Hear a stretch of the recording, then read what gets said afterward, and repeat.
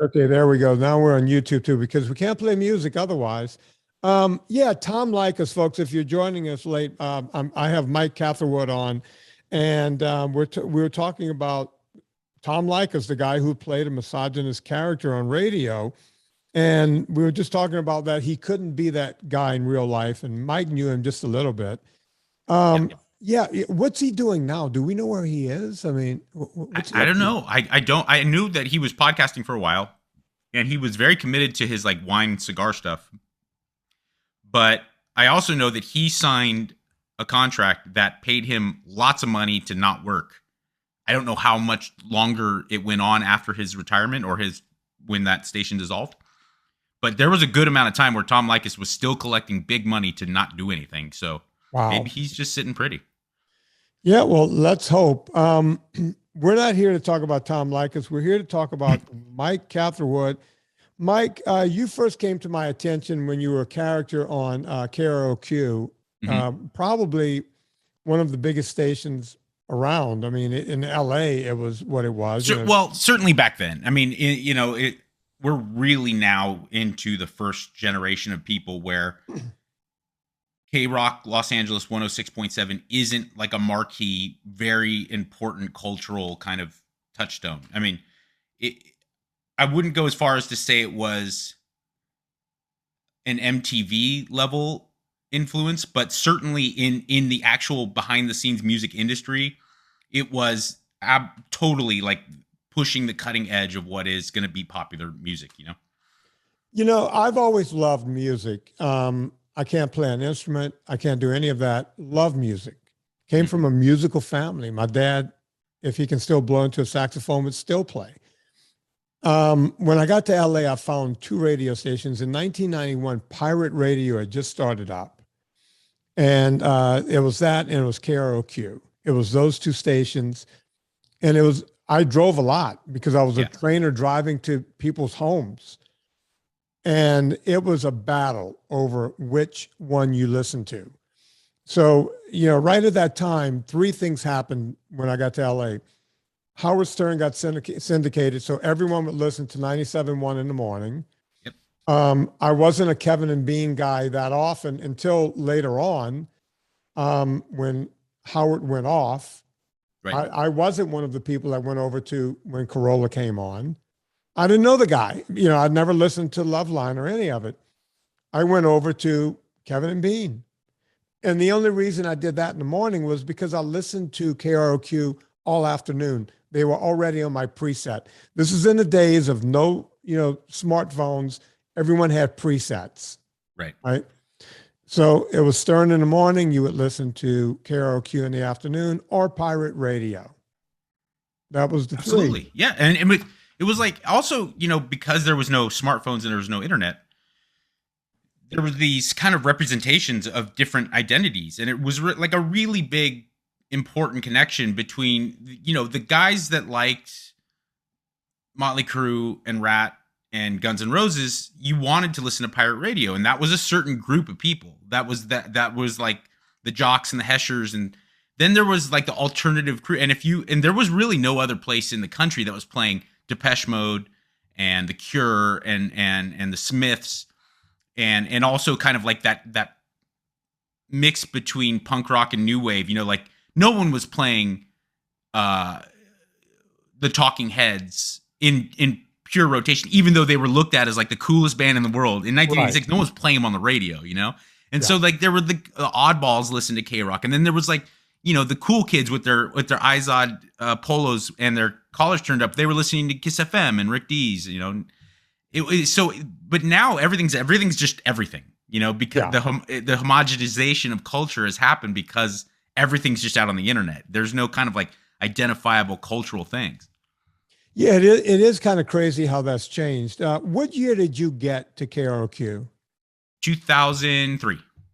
Okay, so that was around the time. Yeah, that was around the time when Stern was.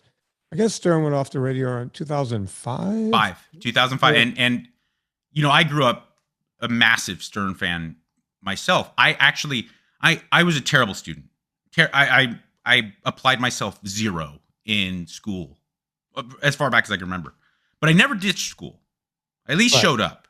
Yeah. I ditched school once, and it was to go when I was in 7th grade. I ditched school to go to the funeral for Mark and Brian on Hollywood Boulevard, and Howard Stern, because he was coming to LA and in like a month just buried every other talk show. He Yeah. had an actual funeral for Mark and Brian, who were the biggest guys in LA at the time. And he had fake caskets with fake, mannequins in of Mark and Brian, and he did a procession down Hollywood Boulevard, and there was thousands of people there. It was crazy. Yeah, I don't think people realize how big. I mean, Howard Stern is still huge, but I don't Right. think I mean, that was the heyday of that guy. Right. And I remember sometimes looking at my watch, driving through Bel Air and going, oh my God, I'm going to get to my, because he would always push stuff through a commercial and say, come on, get back from this commercial. I need to hear the payoff. Right. Right. And I'm hoping the gates to the mansion open slowly so that I can, hear what's going on. He kept everyone hanging like that, sometimes for hours. It was just a great show. 2005, I'm listening to KROQ. I'm hearing you. They gave you the name Psycho Mike. How did that come? Yes. How did that come about, Mike? Actually, it was kind of like a just meaningless little comment that Kimmel had made, because he was a member of the Kevin and Bean show prior to him becoming, TV talk show guy, host of the Oscars guy. Yeah. He was the sports guy on Kevin and Bean, the show that I was working for. So he came back to promote something. I believe it was the premieres of Jimmy Kimmel, the late night show. And he was there, and he was always like super nice, but I was like bottom of the totem pole member. So I did not feel comfortable kind of like totally engaging in all the conversation that Kevin and Bean and Ralph and all the other people were having with Kimmel. And I happened to say something, and Ralph made a reference to it about how I had done something particularly gross or wild.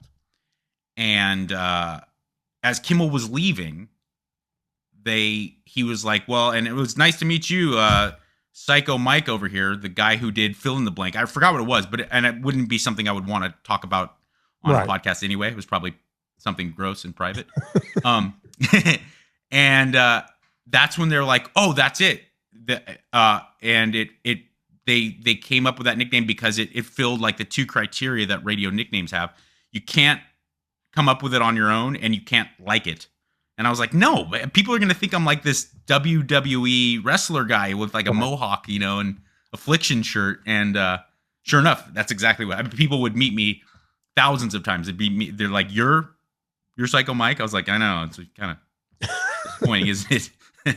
But it got you on the map. I mean, it did, and it's really memorable. Yeah. Yeah. You became an integral part of that show. The part I don't think people really realized was that you did a lot of voices. I mean, you were a talented guy from the get-go. Did you know that about yourself going in, or why were you there? Everyone gets to a radio station, they're driving the van, or they're sweeping the floors. Were you there saying, hey, I got 20 voices I can do? How did that work? I initially wanted to be a musician. I dreamed of being a rock star. That was my thing. And then when I adopted kind of like the lifestyle a lot more than the actual performance of music, I came back. I'm born and raised in LA, but I was living on the East Coast, and I moved back to LA to get clean for like the 5th time. And I checked into a inpatient treatment center. Oddly enough, it was Los Encinas, which at the time, Dr. Drew was the head of addiction medicine at Los Encinas. So I get clean. I go into Los Encinas, and I do my 28 days, and I do 90 days of meetings, and I'm really committed to getting clean this time. It's going to really happen for me. I tried to reestablish myself as this aspiring musician, and so I had to get regular person jobs to actually pay the bills. And so I got a job at a rehearsal studio, and I got a job. That's when I started kind of exploring the idea of personal training. And then another job that opened up was like the bottom of the barrel, like entry level job of like handing out stickers, driving the vans around at KROQ. And I'm like, well, if I'm going to do something to kill time and make some extra cash, that's a better job than any, because I could at least be around cool musicians and stuff. Yeah. So I got a job doing that. And while I was there, I not with any desire to make a career out of it. It's just genuinely who I am. I had to immediately start screwing with people. That's what I mean. I'm a class clown, and I love it.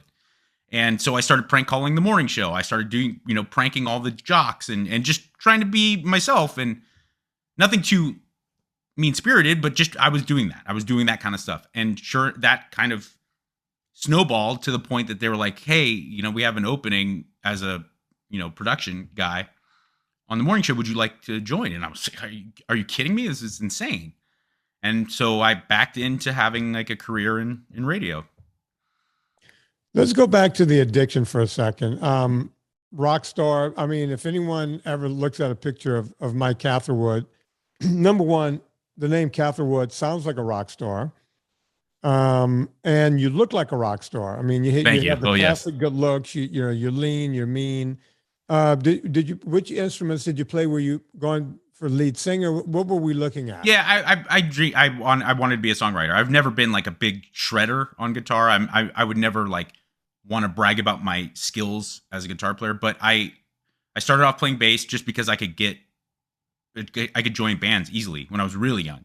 Just out of high school, and I liked it. And I started playing in like pretty well recognized bands, but in grindcore, death metal, punk rock and stuff. So they weren't famous. Right.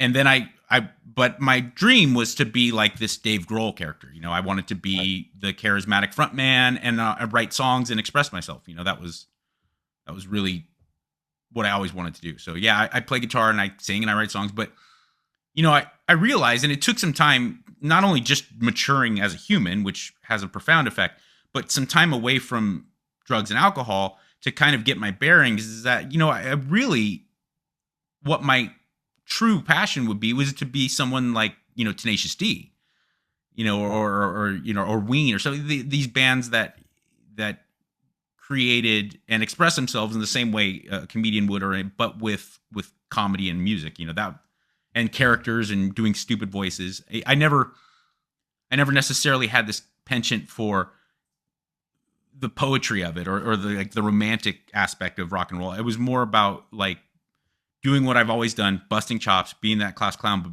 being able to kind of do it in a somewhat artistic way.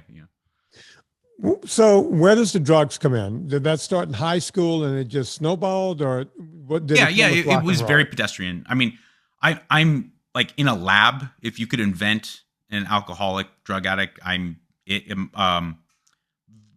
huge history of it on both sides. I'm Mexican Irish, right down the middle. So you're fucked by definition. Yeah, and a lot of like a real deep generational family biological predisposition.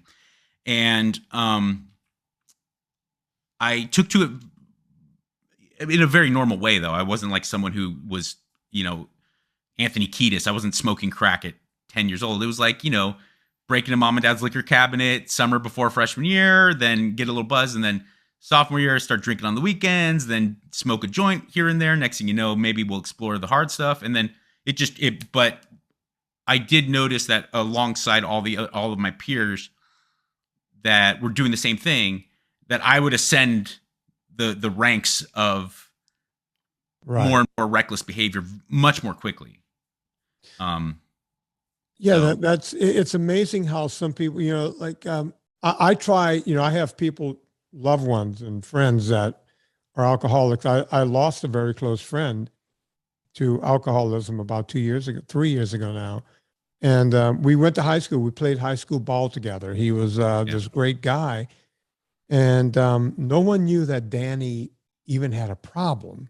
He was one of those guys. And I just happened to be down in Louisiana, and I got a phone call from my other buddy, Todd, and he goes, "Hey, where are you?" And I said, "It turns out I'm in Louisiana. You want to hang out?" He goes, "You need to go check in on Danny." I was like, "Well, what?" He goes, "Danny's not doing well." And it turns out, he was in final stages of liver degeneration and all that. We didn't even know Danny drank that. I mean, whenever we all went out to drink, I don't hang out with the drinking crowd.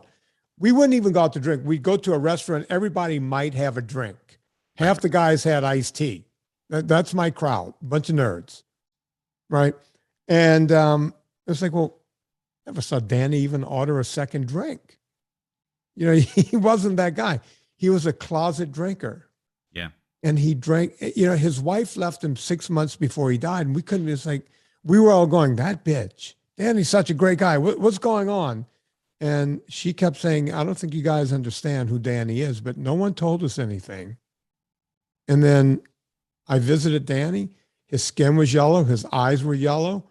And I got a friend of mine to take him to a meeting. He went to the meeting. He called me the next day and he goes, I'm going to really try to do this. And he was sober for 3 days and then he was dead. You know, it was very sad. It's unbelievably sad. And obviously I'm biased having to deal with addiction, but I genuinely don't think enough people take it as seriously as they should, considering the magnitude of the problem in this country. Yeah. We love to talk about Americans and guns. We love it. But the reality is that the chance of you having to lose either your life or a loved one's life through gun violence is infinitesimal in comparison to the chances that you would lose your life or a loved one's life to drugs and alcohol in this country. I mean, Americans, we do all the drugs statistically. You know, they may not come from here, but we do them all.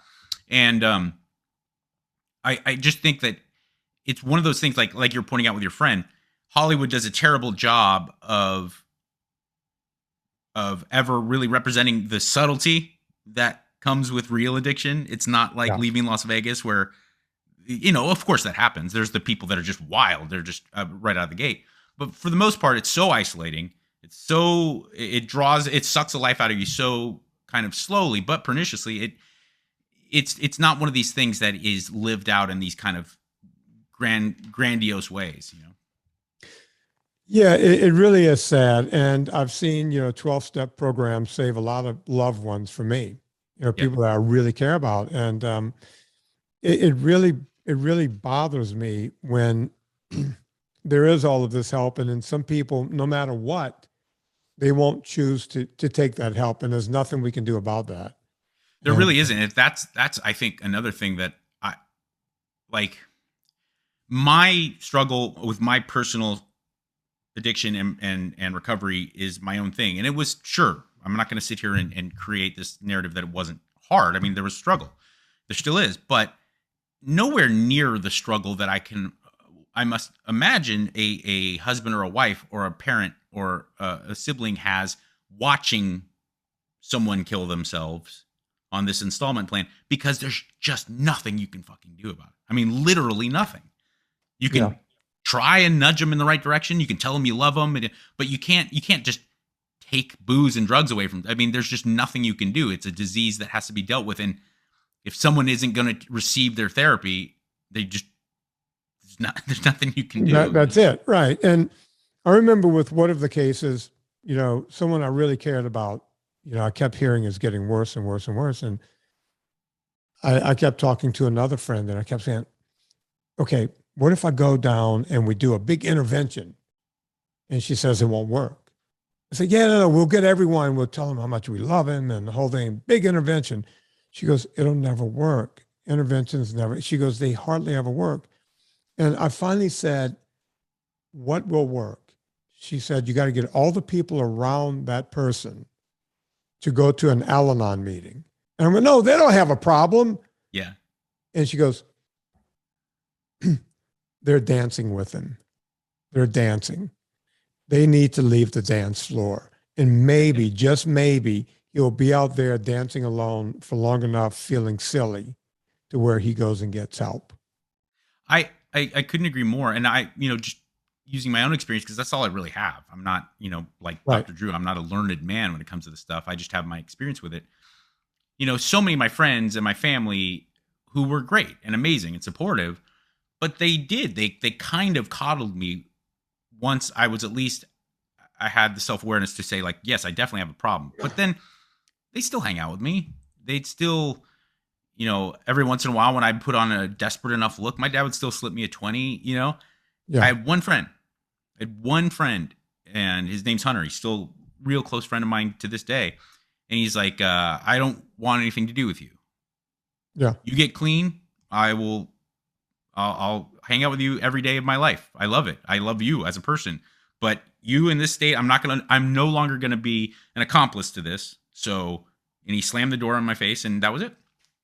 And I was so fucking pissed. I was so pissed at the time, and then it was very, very quick into my recovery. It was a very short amount of time before I was like, oh my God, he's the one. The one I'm resenting is the one who actually had the balls to do what needed to be done. So was he the reason you went into recovery, or what got you to that final place to go get help? Yeah. Well, it's funny because I mean that certainly was a factor, but it wasn't the reason. The reason, it's so weird. It's so innocuous because I had gone to jail. I had gotten my face broken. I woke up in random places all the time. I slept with people that I actually literally introduced myself to a girl in Vegas that I had been like parading. Drew loves this story for some reason. I like went around, not only had I been sleeping with her for the last couple nights, I'd been parading around Vegas with her like as my new significant other. And then I came down for like lunch after a couple days of that and in a haze. And I was like, hey, I'm Mike. Nice to meet you. Wow. And I had all these insane, and my parents had been so, I'd watched my parents cry because of it. I had done so much damage, and I had lived through so many insanely painful situations and tried, and they would leave, a judge would tell me to go. My parents would would influence me to go. All these, and it would never work. I would stay clean 6 weeks. I'd stay clean 6 months, and blah, blah, blah. The time that, the final time, knock on wood, I was in a hotel smoking rocks in Inglewood. I had a 40 ounce of, a tall boy of Coors Light in my hand. I'll never forget it. And I was on the edge of the bed, and I was, filling up the tinfoil. I was going to smoke rocks. And I looked in the mirror, which was right across from me. And it was the middle of the day on a weekday. I had no job, no life, no anything. And I'm in the seedy motel. And I looked in the mirror, and for no reason that I can explain, I just caught that image, and I walked over to the nightstand, which at those times still had phone books in them. And I went through the yellow page and found recovery centers and called places that see if they had beds. And that was it. And then I called my parents when I found opening at Los Encinas. I called my parents the next phone call, and I told them where I was, and I went in that night, and that was it.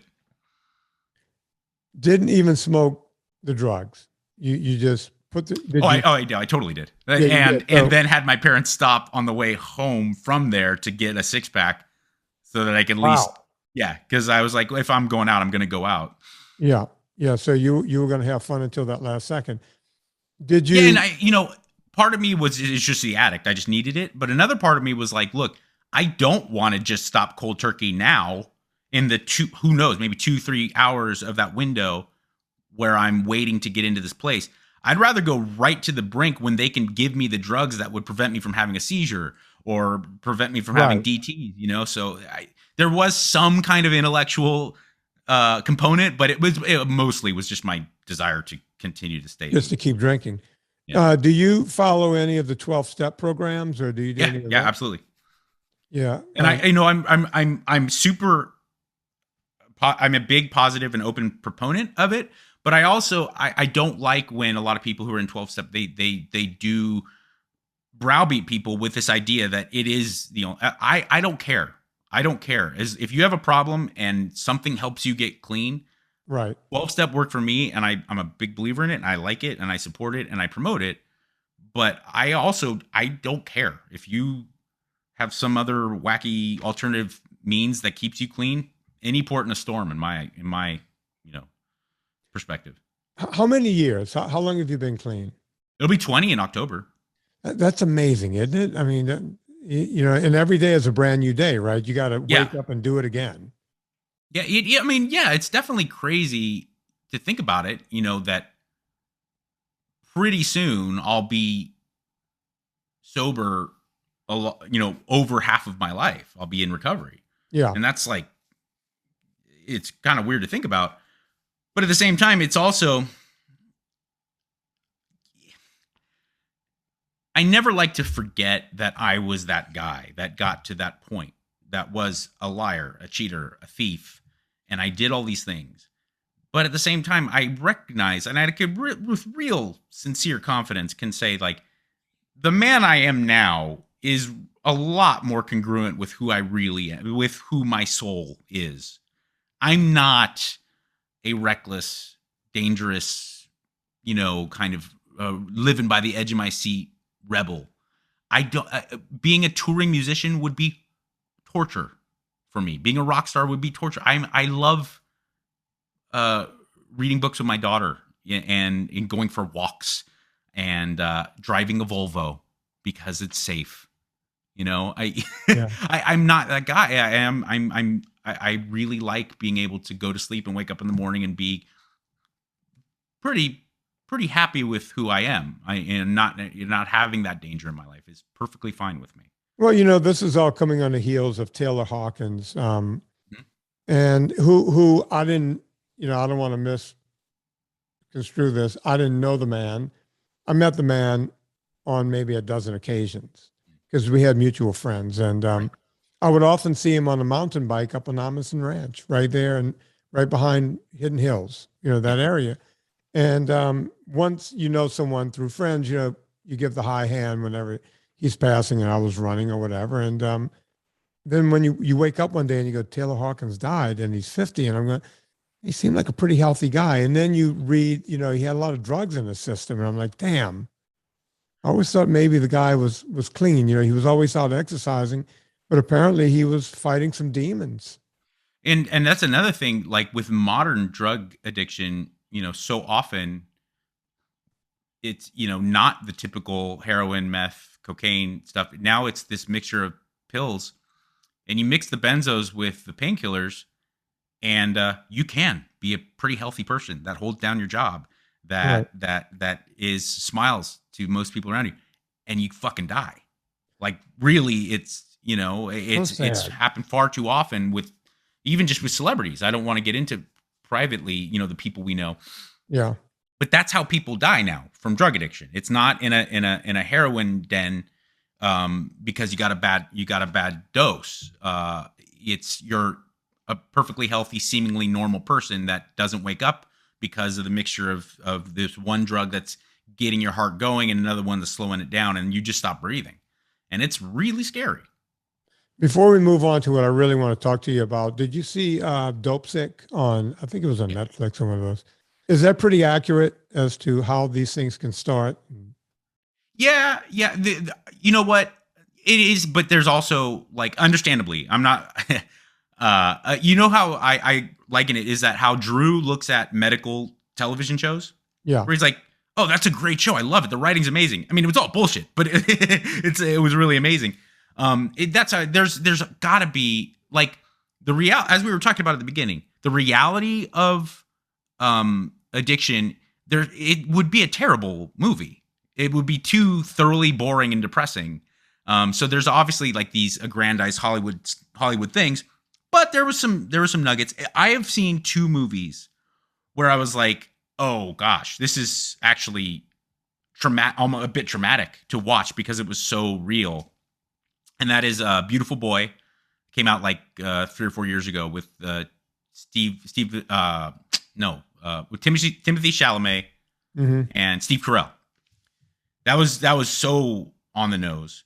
And then a movie that came out about 15 years ago called Half Nelson with Ryan Gosling. Never saw that, so that's worth watching, huh? Oh yeah, it's really good. Down here, hang on. I get all of my information from my podcast. Another one too, and another story Drew loves is Mad Men. Mad Men was so on the nose with the subtlety and how quickly it can just spiral out of control with normal everyday people. You don't have to be like at Andy Warhol's loft to have a problem with drugs or alcohol. And there was a scene in Mad Men, and I was watching it. I loved the show. It was a Sunday night. I was watching Mad Men, getting ready to go to Loveline, and I'm sitting on my couch in my apartment in Venice Beach, and I'm watching Mad Men. And Don Draper had just come to the conclusion that he really has a problem with alcohol. So he's like going to do the 1965 way of dealing with it and he's just going to stop drinking for a while. Right. He's going to dry out a little bit. He's not going to go to a meeting or talk to a psychiatrist. He's like, I'm going to make this month, I'm not drinking. Well, the first meeting he goes into, he's sitting there, and Roger Sterling starts pouring a highball, and Don sits down, and Roger starts swirling the drink around, and the ice makes a noise in the glass. And Don looks at it, and with like a subtlety, you could see that he was just really bothered by it. It was right. Really calling to him. And I just projectile vomited. No warning. Really?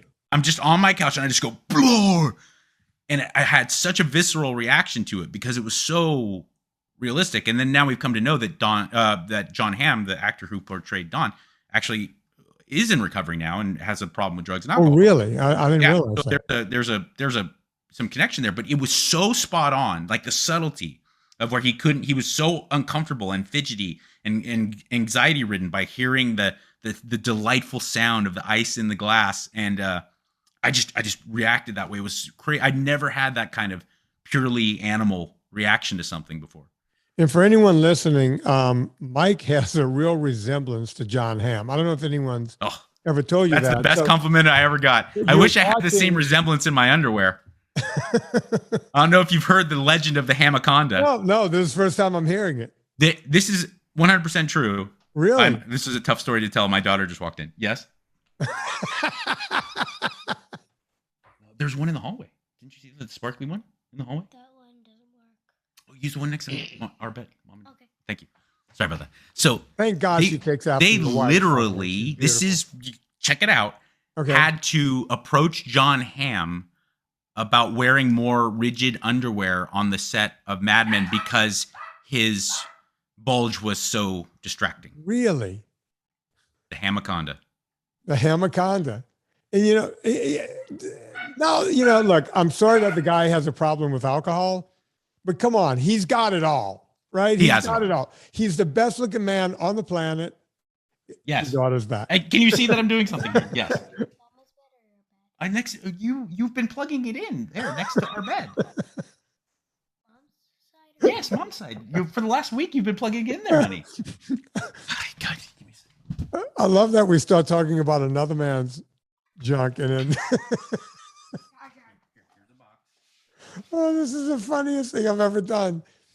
I've been podcasting for years now, 10 years. This is the funniest thing that's ever happened. I'm interviewing Mike, and all of a sudden, we start talking about Jon Hamm's hog. Try to say that 3 times really fast. And his 8-year-old daughter walks in. Right when we start, any other time in the podcast, I would have been fine with her being right next to me. But when we start talking about, she leaves, and we start talking. It's like, oh yeah, they call him Hanaconda, and then she walks back in again. Oh God, folks, if you think we're making this up, you got to watch the YouTube video of this. This might be the greatest moment in the history of my podcast. So Jon Hamm is hung like a donkey. Yeah, and beautiful. And amazingly talented. I think if I was that good looking and was hung like that, I would drink too. I would just go, what else is there? What else is there? Yeah, no, many a rock star from the golden age, the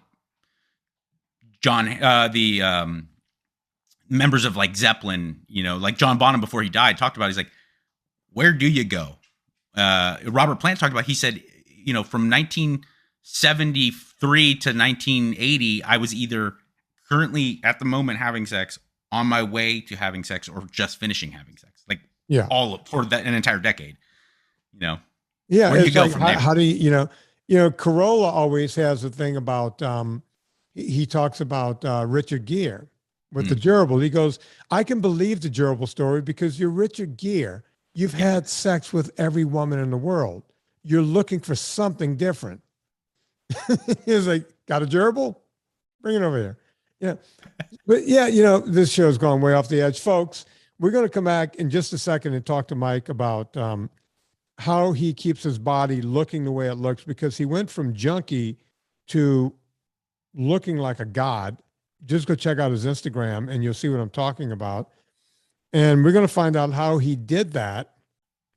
But before we do that, I need to tell you about Villa Cappelli.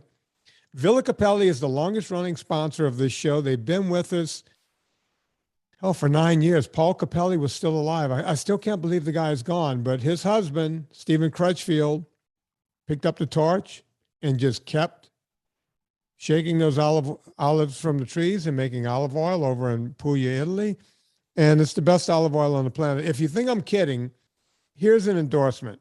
I have a vitamin company, and at my vitamin company, we have a vitamin D3. Most companies will hook their D3 to any kind of seed oil they could get for really cheap. Not us.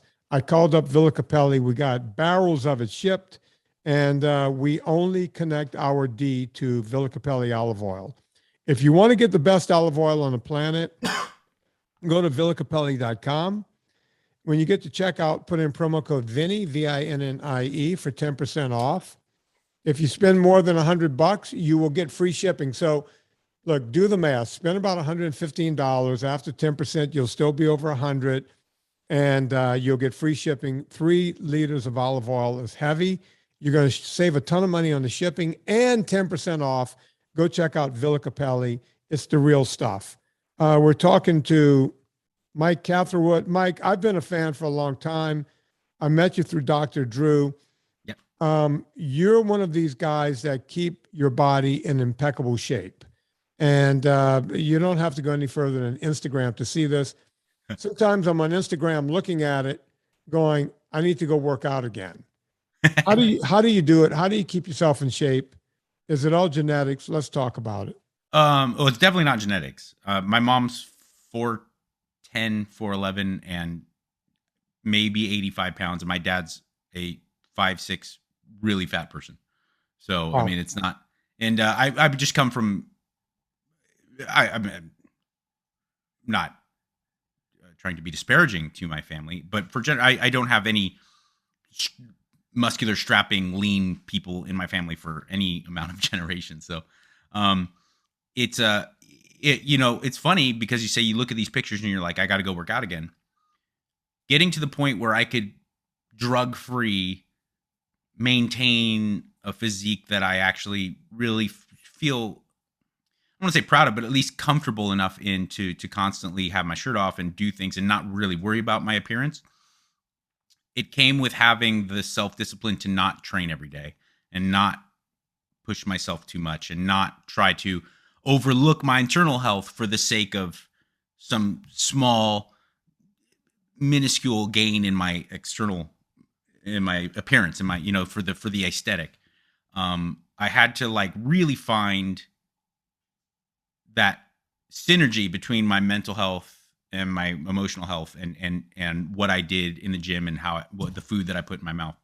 Because for so long, especially right when I got clean, I was just genuinely addicted to lifting weights and eating egg whites and broccoli. I just absolutely shifted over everything that I had for meth and for cocaine and for whiskey. I put into bodybuilding.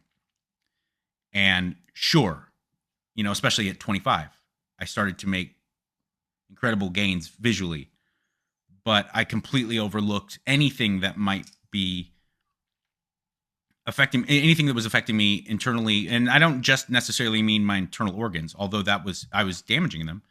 I wasn't sleeping well. I wasn't eating food that was nourishing my body. I was just eating food that was giving me enough macros to do the thing and had the lowest amount of calories. Right. I wasn't concerned with micronutrients and at all about how certain foods made me feel. I wasn't concerned with how certain steroids made me feel. I was just like, hey, it's bulking time. Let's get the D-ball. Let's go. Let's get the DECA and go. It's time to cut. Where's the Winstrol? I don't care. I don't care what it's doing to me, And I was aggressive and angry and edgy and depressed and never, ever, ever comfortable in my own skin, regardless of how big or shredded I was. And I don't know, 5 years ago, I finally got to a point. By the way, 5 years ago, so 2017, 2018, that had been 10 to 15 years of no steroids. Right. I got to the point where I could actually find some kind of comfort and really look at the idea of what I was doing when I go to the gym and when I put food in my mouth, and really trying to see it for what it was and be present with it and develop myself comprehensively, develop myself in a way that was not only anabolic to my musculoskeletal system, but something that I was doing that was going to develop me in a positive direction, both emotionally and mentally. You know, I really, and that's when, lo and behold, I stopped putting the cart before the horse, and then I got the aesthetic gains kind of came to the point that I could just feel really comfortable and continuously feel that way. You know? Let's go back to the steroids, because you mentioned Winstrol, you mentioned Dianabol, you mentioned Deca. These are all kind of steroids of yore. You know, these are old world steroids. This is, you're talking Arnold Schwarzenegger stuff. Yeah. Right. You're not talking. I mean, today these kids are doing stuff that's killing them before they hit their 30th birthday. Pretty crazy. Did you start taking this stuff right when you got clean from booze and drugs? Yep. And did you not look at that as being another drug, or it just didn't matter? You figured, hey, it wasn't inebriating in my opinion. Right. You know, and I was, you know, especially I could lie to myself very easily and be like, I'm doing something that's healthy. Right. Because look at my it makes you look biceps. Healthy. Yeah. Look at my biceps, and I'm devoted to fitness. So how can this be bad? How can it's not something that's deteriorating my body. It's building it up. And I actually, I still don't have like this monolithic negative view of steroids. I just think that if that's your reason of doing it, to fill some void, it's really misguided, and using them as irresponsibly as I was absolutely is not positive or healthy. I mean, it just isn't. Yeah. You know, I had to struggle, you know, I've never taken them. I had to struggle though, because especially coming out of high school, getting all these D1 offers to play college ball, it was being, you know, pushed on me. It's like, hey, you need to get on this stuff. And it's like, well, coming out of high school, I was already benching for a linebacker. I was bench pressing probably 330, 340, something, you know, something pretty substantial. You know, I was squatting the moon, and because it was just all hard work. And I looked at steroids as cheating. It's like, I'm going to cheat myself. I can't do this. And then when I took the D1 scholarship and I saw guys freshman year go home for the summer, come back sophomore year, looking completely different in 3 months, right, including a lot of zits on their back and, you know, their balls shrinking. And I'm looking at that going, am I the fool? Should I be on this stuff? Should I do this? And I was always able to stay away from it because I was scared. For whatever reason, I was scared of it. But boy, I had to wrestle with myself a lot. Yeah. You know, and that was the drugs back then. It was Deca. Nobody took Winstrol because Winstrol was for cutting, right? They took that to get, football players weren't worried about cutting. And the thing that really bothered me was, you know, a lot of the black players never took anything and ate candy all day long, and they were genetic freaks. And I would look at that and go, look at that. Guy never walks into the gym. He literally eats candy and ice cream at training table, and he's built like the statue of David. How does that work? I wish more people would talk about stuff like that. And by the way, happens the same with women too. You know, every girl or woman listening knows that you have that friend that's like a size 0 with a huge full ass and eats nothing but Jack in the Box and washes it down with a 6-pack and has never worked out. You know? That's Adam Carolla's ex-wife. Lynette is. I've been with her, and she eats like a kid in a candy store. I have two. I hate to tell these because it does sound like name dropping, but I think it's really worth it. And I like to talk about these on my podcast too, because I think especially guys like you and me who are really fitness enthusiasts, we all know genetics is a huge portion of like what you can do. But I don't think the general public really understands that by and large, just how big of a component it is. I was on Dancing with the Stars, right? Not for very long. And there was this like rehearsal studio where all the different stars would rehearse with their workout partners, right? And I would go into the like common area because I didn't rehearse very much. I wasn't all that interested, but I would go to the common area and just chat with people and tell jokes and fool around. And Julianne Hough would come in with her brother, and she's so ridiculously good looking in person and has maybe like what could be looked at as like a perfect female physique, right? Every day I would watch her just like eat red vines and Doritos and stuff. I'm like, you like that all? Is that all the time? And her brother chimes in. He's like, all the time, all day, every day. And she's like, and I never work out. And I'm like, dude, oh, that's amazing. Good for you. Congratulations. Yeah. That night, I drive home rehearsing. I go back to Venice Beach from like West LA or wherever it was. And I stop by Whole Foods to get groceries. And in the magazine area, when I'm waiting to check out, there's a Shape magazine with Julianne Hough on the cover. And it says, Julianne's Get Ready for Summer Plan. Yeah. And I'm like, so it's all bullshit. It's just all bullshit, isn't it? I guess it really is. It really is. Who's the other one? You said there were two. Carmen Electra came into Kevin and Bean to promote the Starsky and Hutch movie. So it's like 2005-ish.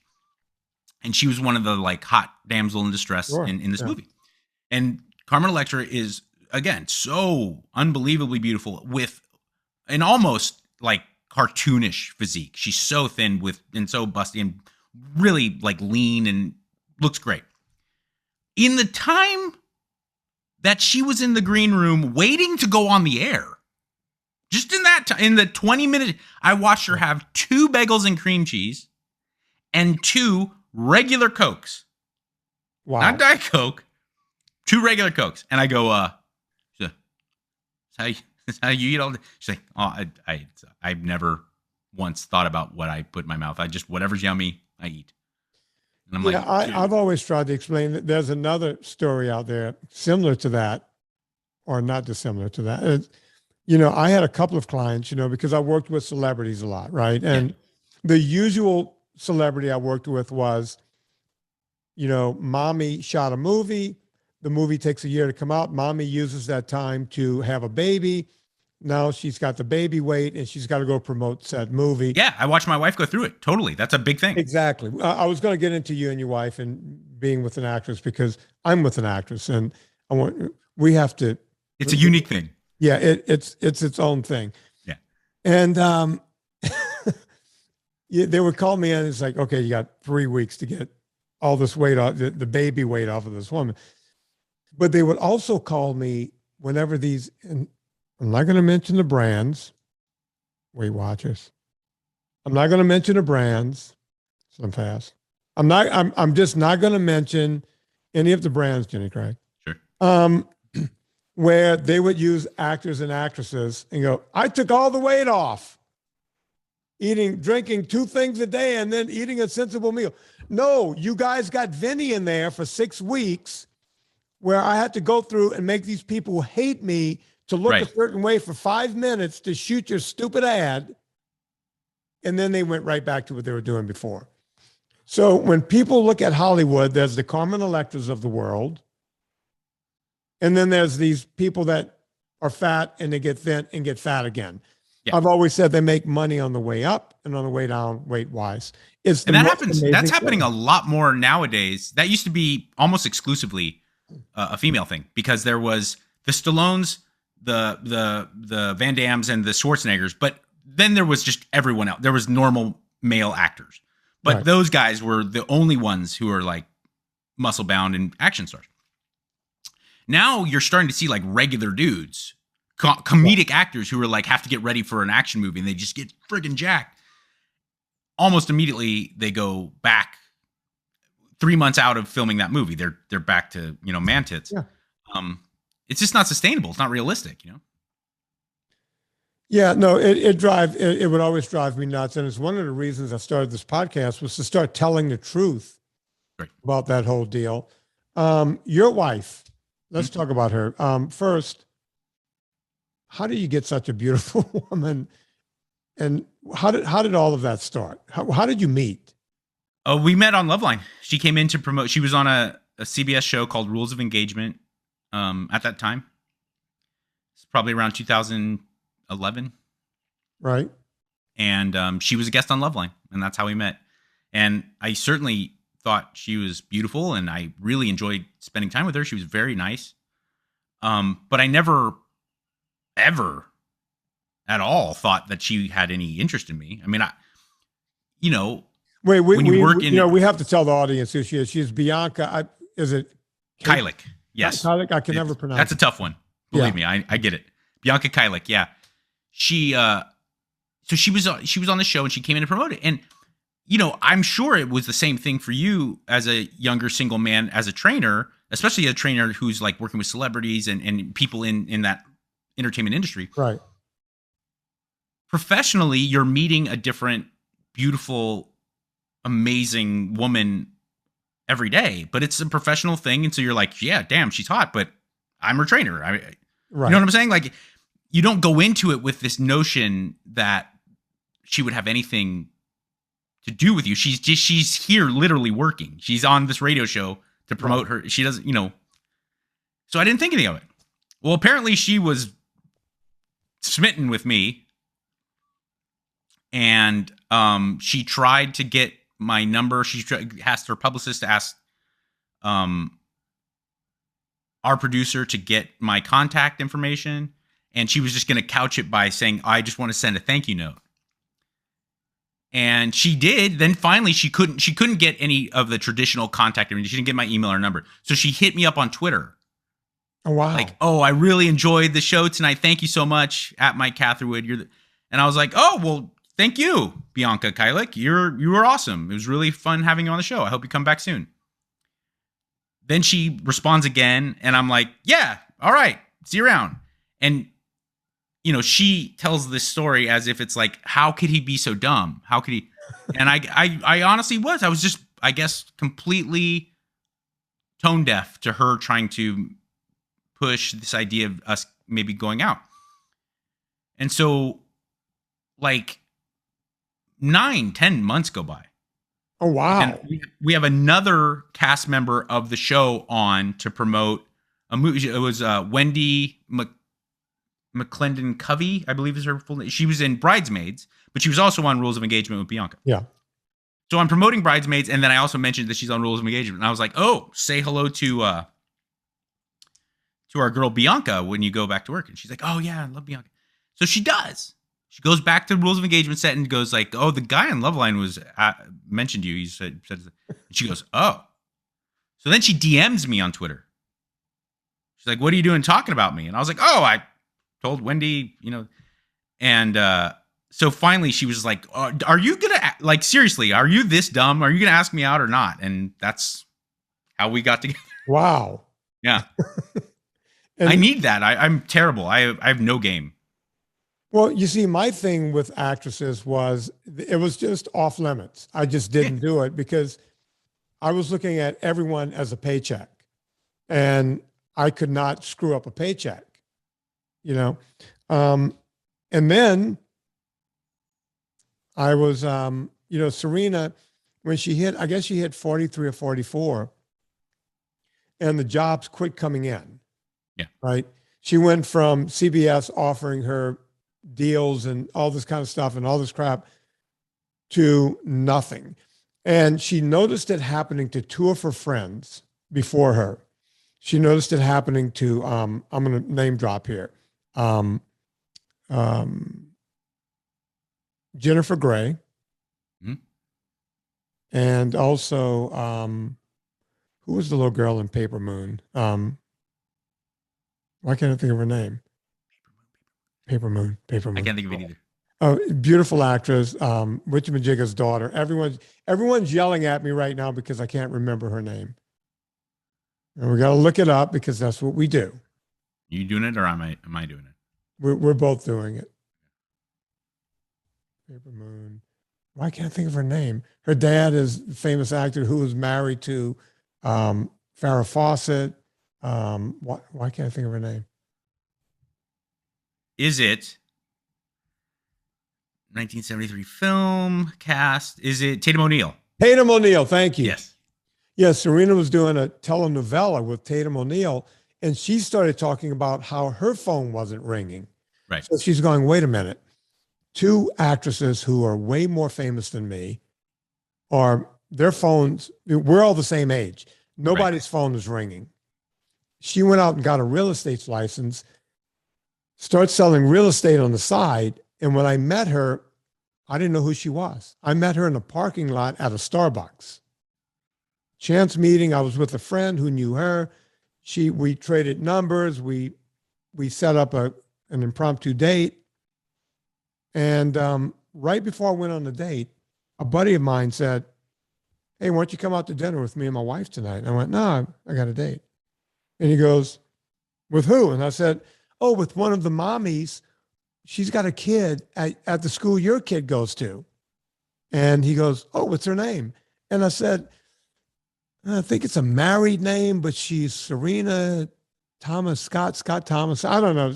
He goes, dude, you have a date. You're saying you have a date with Serena Scott Thomas. I went, oh, you know her? He goes, yeah, but she doesn't go out with guys like you. I'm like, guys like me? What's wrong with me? He goes, you don't know who she is, do you? I went, no idea. I never heard the name before. And if I had thought for a second, I would have come up with Kristen Scott Thomas, but it just didn't occur to me, right? Right. And it turns out, he goes, she's a Bond girl, she's this, she's that. And I'm like sitting there going, no, she's a real estate agent. You got the wrong. He goes, no. She does that now, but she's a pretty famous actress. And I was like, but I don't date actresses. Yeah. I literally went home. That's not my MO. Right before the date and went, this is going to be one and done. And we've been together for like 16, 17 years now. Nice. So you make these decrees. I don't date actors. I don't do this. I don't do that. And then you end up with one. Yeah. I mean, and that's why it doesn't happen all that much anymore because I don't have many like younger friends, but certainly during Loveline, dudes would ask me all the time, like, how do I meet a girl? And I was like, you can't, there's no plan. Yeah. Just develop your life as much as you possibly can and live a really beautiful, full life. And you will come in contact with people that you like being around. There's just no like going to this club or Tinder or like you can't have this kind of calculated approach to falling in love. It's just never going to work out that way.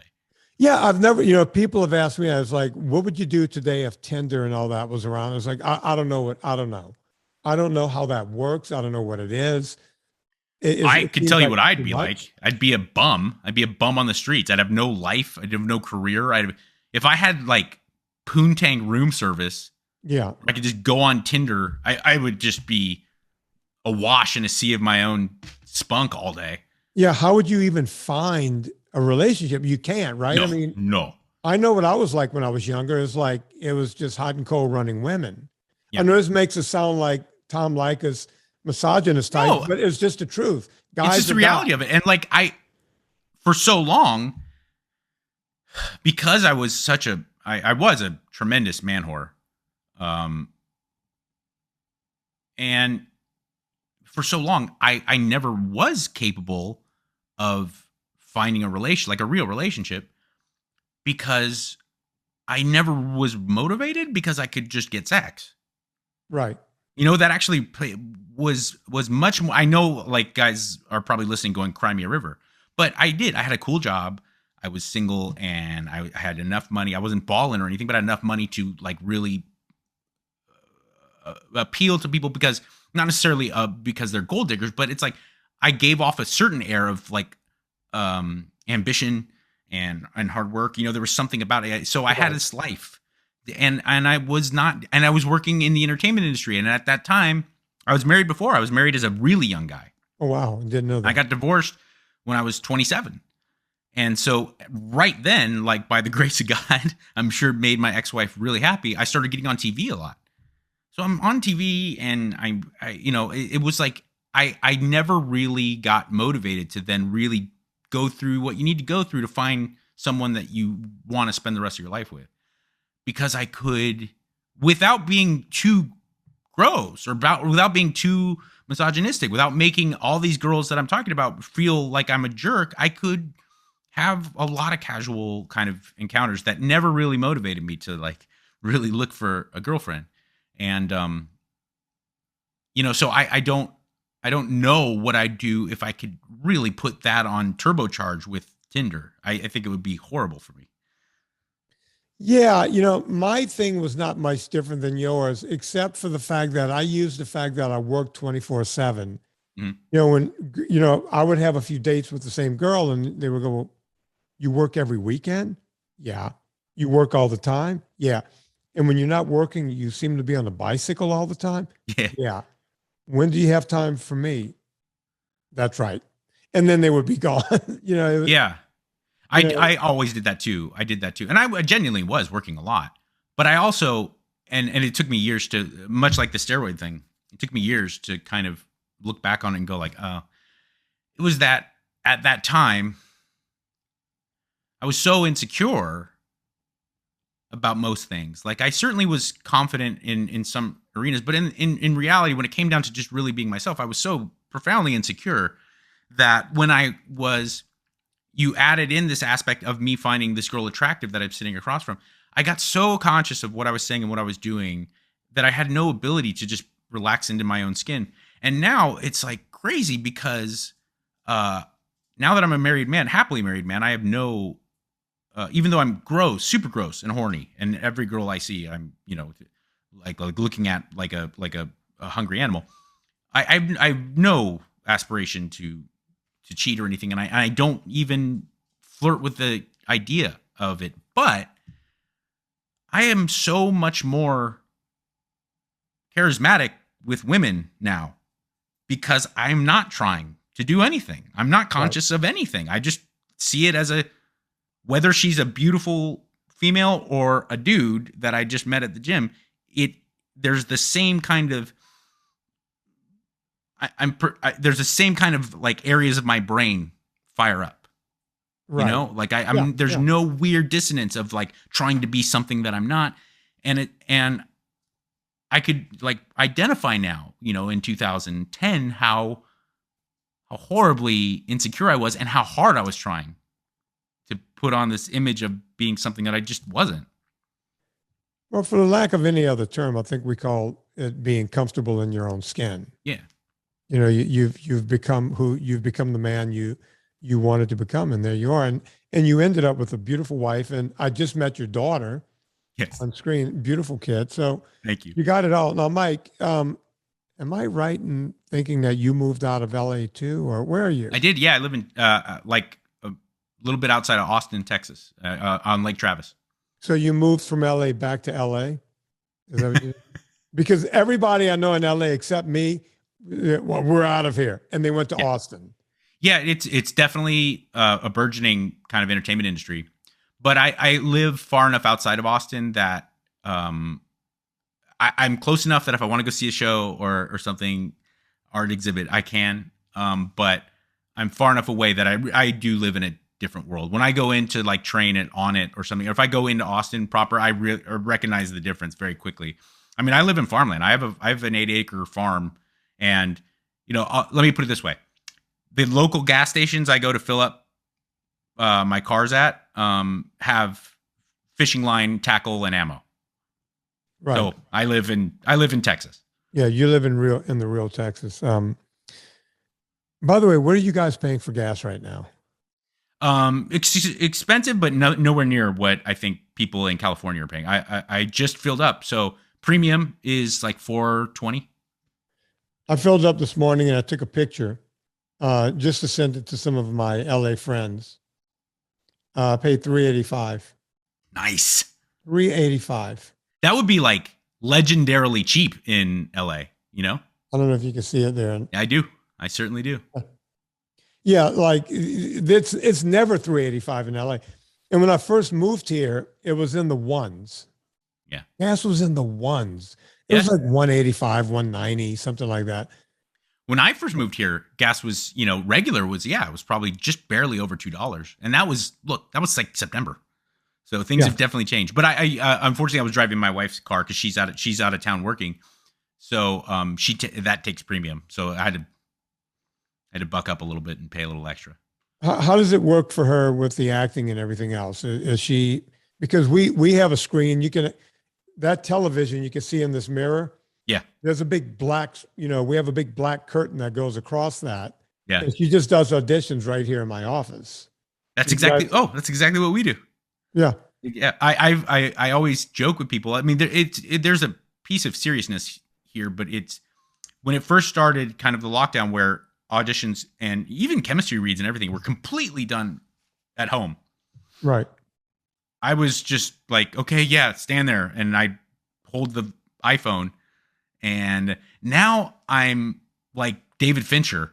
I get the lighting. I've got all the special, and I'm telling her, I was like, you need to put a little bit more foundation here. It's a bit shiny. I'm getting like the backlit and everything. And because there's just, you become, you got to do what you got to do. Yeah. It's a very strange time for that profession. Oh, we bring props in and everything. Sometimes she's sitting, sometimes she's standing. We have a desk and she's moving around. It's crazy what actors have to do today just to not get a job. Yeah. And it's really actually, I always was, especially growing up in the Los Angeles area, and I always fancied myself like a regular dude. I am. I mean, I'm not like a poser. I like hunting and fishing, driving trucks. I like the Dodgers. Yeah. I'm not someone who's finds appeal in like fame and wealth and things like that. But because of that, I always had a very negative opinion of actors, and I was like, oh, their life, it's Cry Me a River. Oh, you had to go to a couple auditions today. Then I married my wife, and I got to see kind of, it's yes, they make when you are working, you make an insane amount of money for not a lot of like sweat labor. Right. But it is psychologically torturous to be. It's a really, really torturous existence to constantly be looking. Every mental health professional I've ever talked to from any kind of area, whether it be like Eastern philosophy to like straight up, going to talk to my shrink, they always tell you like, you can't be worried about, you can't need people's approval. You can't, you got to look to just your own approval. Well, what if you have a job where you absolutely need people's approval? That's all you need is people's approval. It's really, really, really hard on them. And again, I'm not saying like, oh, yeah, you who's like roofing every day, of course, it's much harder. But at the same time, there was a psychological component that I did not understand at all. Yeah, it is really strange. And I never really got it. And I worked with them all that time. Yeah. I always thought their life, the one thing I did know was that, everyone wants to think that actors are kind of pansies and they're they can't handle a whole lot. But the fact of the matter is they can handle a ton because they work so hard. And whenever they would come to me as I was a trainer, they would just work their asses off. I was like, man, these people are really motivated. And that's when I started to realize that, oh, wait, there's more to them. These are all type A personality people. They leave it all on the field. They take nothing to chance. Well, and there's like people, I mean, a lot of the negative ideas I attached to acting was like, well, you're so desperate for attention. And of course, there's some truth to that, but so am I. And so are a lot of us. Right. I don't not necessarily. Now, if you're just in need of any attention, even if it's negative, but wanting people's attention for positive reasons, for something that you've created, for a song you've written or a podcast you've done or a scene that you've, investing in developing a character, what's wrong with that? That's the way I look at it. No, you're absolutely right, Mike. And, I guess there's guys like us who can live with people like that, and we get along, right? But also, I'm sure, especially now, because you've transitioned so seamlessly into not only like the fitness and the training world, but also being a part of the entertainment industry, you also realize that there are a lot of actors that are the There's a lot of, there is definitely narcissistic kind of real like sociopaths in Hollywood. I mean, I've noticed it a lot more too behind the scenes, like behind the camera, like a lot of these network guys and producers and stuff. Oh yeah. They're just like literally sociopaths. It's terrible. They wanted me when I wrote Fitness Confidential. We'll make this the final thing, but because I can go on with you for another hour. And I don't want to hold Me too. I love it. Love talking to you, Ben. And you, I'm going to ask you on air. You do have to come back on. We have to continue this conversation at some anytime, man. Because that's one of the talking to you. One of the rare upsides to being my own boss. Because I was so accustomed to the stability of working for corporations. Yeah. But that's one of the great things about being my own boss now is like, anytime you want, we'll figure out a time. I'm pretty open. Cool. I'll leave you on this story. Before I wrote Fitness Confidential, I wrote a piece because a friend of mine, Lucy Johnson, she was the head over at CBS right under Les Moonves. And she ran daytime. He's a great guy. Yeah. He's just a real stand-up dude. We'll leave it at that. So Lucy, she knew I knew all these people in Hollywood. She was one of my few confidants where I would talk about my clients to her. I'll give you an idea of the kind of stuff I knew because of Lucy. Okay. I knew that Bruce Jenner wanted to be a woman back in the 90s. Seriously? Yeah. And I got that from a friend of Lucy's who was his manager. And he was having these problems. And he said, I can't continue on because Bruce, I said, well, what's he doing exactly? He goes, Bruce will go on stage and do a motivational speech, say in Chicago or somewhere. And then, he would glad hand, leave the stage, go back to his room, put on full drag and go out that night as a drag queen. And he goes, it's only a certain amount of time before he gets noticed. Right. I heard that story in the 90s. These are the kind of stories that are with me today. Stories that you've never heard before. And Lucy, I wrote up like a 10 or 12 page typed single space thing. And it got pushed around to all the big publishers. And they all wanted to offer me a lot of money to write a tell-all of all of my clients. Oh. And I said, no. I said, I can't do it. And they said, well, you'll make so much money. You'll never need these people again. I said, no. They did not hire me to come into their homes and be a part of what they're doing. Whether I like them, dislike them, it doesn't matter. It's not for me to go fuck these people over. Yeah. It's not my job. So I can't do it. And they all told me I was crazy. And it took me several more years. That was all happening around 2001, 2002.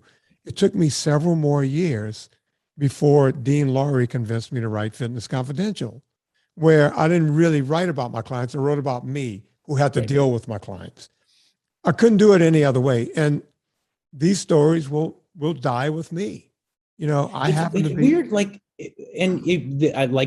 you said, they'll tell you, well, you're crazy. You can make so much money. It's like, no, I'm just a human being. I don't. I know. Do you understand? There's other factors here besides the money. Yeah. I'll have $1 million, and then what? I'm going to have everyone in Hollywood hating me.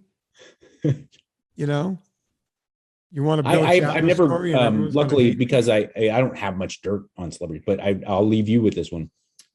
The only time I'd ever had to deal with that was I landed this huge, where they approached me. This huge on-air, both radio and television ad campaign for Anheuser-Busch. Okay.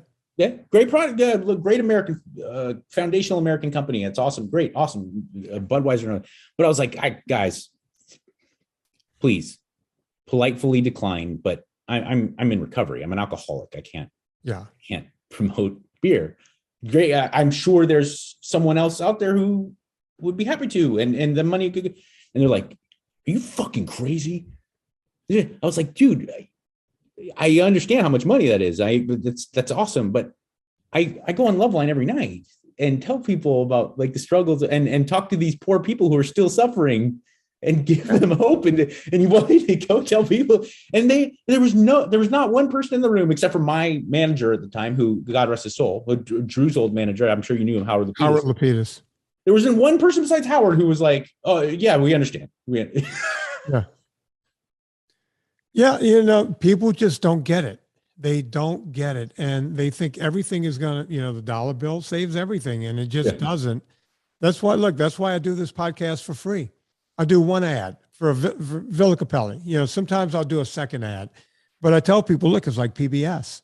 If you guys don't send me money to keep it running, I don't make a dime from it. Gina Grad makes it. Anna makes it. Tallulah, Bill, Debbie, Scott, everybody else who works for this podcast gets a paycheck because they work for a living. I do it for free. And I hope that we get enough money every month to cover that. And we do, and we're very lucky. But not everything has to be done for money. And that's the part I think a lot of people miss. It was Adam who gave me the best advice when it came to money and finance. He came on Loveline when I was host as a guest to promote something. And we were off the air. And I was talking about I had to go from this BS TV show on E to here to then I got to wake up early and do Kevin and Bean again. He's like, first off, you're 30. Good job. You're earning your stripes. This is when you should be doing it. Eventually the time will come when you can't. And as we started talking about business and he said, listen, and I think he does talk about this on the podcast now, but he said this to me and it really stuck with me. He's like, don't ever do anything unless you're getting paid or it makes you really happy. Yeah. And I was like, well, what do you mean? He's like, why do anything unless someone's going to pay you to do it if it's going to make you unhappy? If someone's going to pay you a lot of money, sure, sometimes you got to make sacrifices. Yeah. But don't engage in anything that doesn't bring you pure joy unless you're getting paid to do it. And I was like, Jesus Christ. Okay, yeah. I will start thinking that way, and it's like, if something's going to, and I'm not going to get paid if something's going to dramatically detract from my quality of life, right. There's got to be some type of balance there. Look, in some spots there needs to be compensation, but for me, this I can do for free. Yeah. This doesn't feel like work. For me to sit here and talk to you does not feel like work. I don't have a boss. I do it on my own time. I get them in the can. Someone else cleans them up. That's all I have to do. Right. Yeah. But I feel like I'm giving a service to other people who can use that service. And look, they may or may not go out and buy my vitamins. They may or may not go out and buy my coffee or my NSNG Foods. It doesn't matter. It doesn't. What matters is I'm giving good advice here. And at least it makes me feel good about me, if nothing else. So I guess, the positive energy in the world doesn't exist to change the world. It exists kind of in spite of it. Right. You probably won't, make more money, or you probably won't change someone's life. But the fact that you're doing it anyway, that's what the cumulative effect, if we all did that, is what is changing the world, Mike, we will make that the final words. Hang on. I want to say goodbye to you off the air. Folks, if you like what's going on here, you know what to do. We all shop on Amazon. We buy soap, toothpaste, toothbrushes. I'm not quite sure we leave the house anymore. Man, if Amazon and Tinder was around 15 years ago, I would just be a blob. Yeah. Because I wouldn't leave the house. We got Postmates and everything. But before you go to Amazon, go to VinnieTortorich.com, click through the banner, bookmark it, use it every time.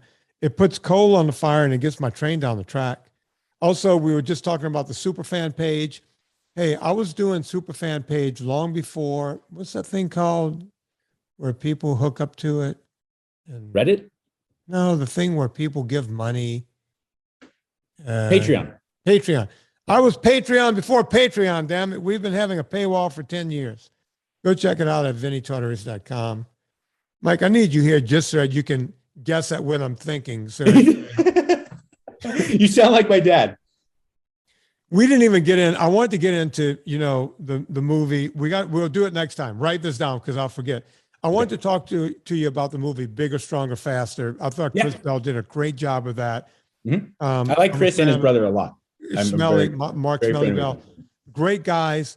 I wanted to talk about that because one of them died, and he died of steroid abuse, right? I think there was other factors. There's other stuff going on. I believe there was pill because he was in pro wrestling. Yeah. And there obviously steroids is a huge thing, but also pain pills and the partying lifestyle is huge in that world. Now Mike has to come back on so we could talk about the movie Bigger, Stronger, Faster and other things. What's it like living with an actress and having a cute daughter and everything else? On behalf of Mike Catherwood, my name is Vinnie Tortorich. Put life into living and do it with enthusiasm.